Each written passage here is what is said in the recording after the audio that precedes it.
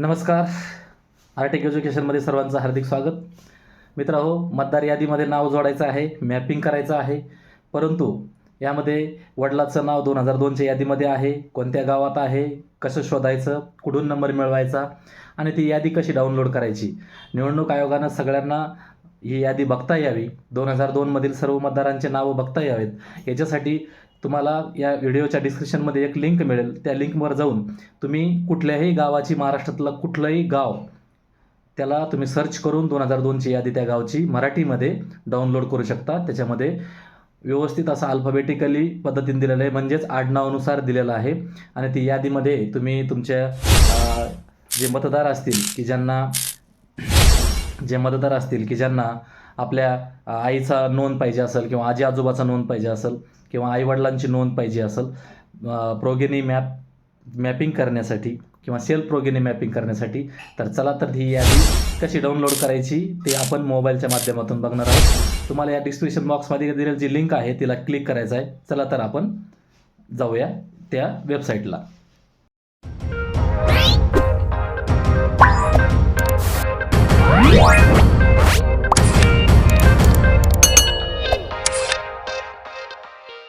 Description बॉक्समध्येच ही link दिलेली आहे, CU election.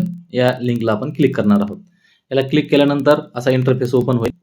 ही यादी थोडासा वेट करायचा आहे, वाट पाहायची आहे. आणि यामध्ये बघा तुम्हाला असा आतमध्ये इंटरफेस दिसतो. ही लिंक सगळ्याला या व्हिडिओच्या खाली डिस्क्रिप्शनमध्ये मिळून जाईल आणि ती इतर मित्रांना सुद्धा शेअर करू शकता. यामध्ये तुम्ही बघा सिलेक्ट डिस्ट्रिक्ट, याला आपण डिस्ट्रिक्ट सिलेक्ट करण्यासाठी इथं आपल्याला यादी डाउनलोड व्हायला खूप वेळ लागतो. याच्यासाठी आपण काय करणार आहे, याला आपण डेस्कटॉप मोड करून घेऊया. सिलेक्ट करायचं तर या ठिकाणी जोपर्यंत सर्च होत नाही त्या पद्धतीनं असा सर्च होतो. आता मी जालना या विधानसभा जो आहे डिस्ट्रिक्ट आहे तो सुरुवातीला तो घेतो. आणि मग आता तुमच्या गावची जी असेंब्ली आहे, विधानसभा क्रमांक होता 2002ला तो, तसेच तो विधानसभा क्रमांक माहीत नसेल तर गावाचं नाव माहिती असेल किंवा त्या शहराचं नाव माहीत असेल किंवा तुमच्या गावाचं नाव माहीत. तर समजा आता माझं या ठिकाणी जालन्यामध्ये जर तुम्ही बघितलं तर असेंब्ली पहिल्या 5 होत्या. यामध्ये जिल्हा निवडा.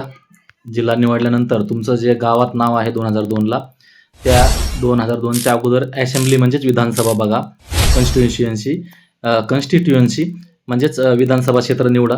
आणि त्याच्यामध्ये आपण बघू शकतो की यामध्ये त्या काळामध्ये 2002ला या ठिकाणी मी जर समजा परतूर जर घेतलं आणि या परतूरमधील जेवढे गावं आहेत या गावाचे सगळ्या याद्या, सगळ्या गावाचे नावं या ठिकाणी दिसतील. तुमचं ज्या ठिकाणी तुमचं गावाचं नाव दिसेल तर त्या ठिकाणी तुम्हाला काय करायचं आहे, त्याला आता या ठिकाणी तळणीला 3 भाग होते त्यावेळेस. तर या तळणीला या व्ह्यू PDF म्हटलं की त्याला आपल्याला ती PDF ओपन होते आणि ही PDF आपल्याला मराठीमध्ये मिळून जाते. बघा या ठिकाणी, म्हणजे कोणताही व्यक्ती महाराष्ट्रातून कुठूनही ही मतदानाची यादी डाउनलोड करू शकतो. आणि यामध्ये तुम्ही बघू शकता की या ठिकाणी आडनावाचे किंवा सुरुवातीला सरनेम असलेले हे जे व्यक्ती आहेत, मतदार आहेत, यांची टोटल तुम्हाला नावं या ठिकाणी दिसतात. तर अशा पद्धतीनं तुम्ही तुमची कुठूनही ही यादी, महाराष्ट्रातील कुठूनही कुठल्याही जागेवरून आणि कुठलीही यादी तुम्ही डाउनलोड करू शकता आणि यामध्ये ही यादी तुम्ही सर्च करू शकता. तर ही डाउनलोड केलेली यादी जी आहे तर ही सर्चेबल कशी बनवायची, जेणेकरून ते गावाचं नाव किंवा त्या व्यक्तीचं नाव आपल्याला सर्च करून शोधता आलं पाहिजे. कारण काही ठिकाणी 1500 नावं आहेत. तर ही 1500 नावं सर्च करताना आपल्याला बराच वेळ जाऊ शकतो. त्यासाठी सर्चेबल कशी बनवायची, तर त्याच्यासाठी आपण एक काम करणार आहोत. अगोदर आपण ही डाउनलोड करूया यादी. ही यादी डाउनलोड केल्यानंतर आपण पुन्हा पुढच्या या ठिकाणी जाणार आहोत. तिथं आपण टाईप करणार आहोत की सर्चेबल PDF असं आपण याला म्हणूया.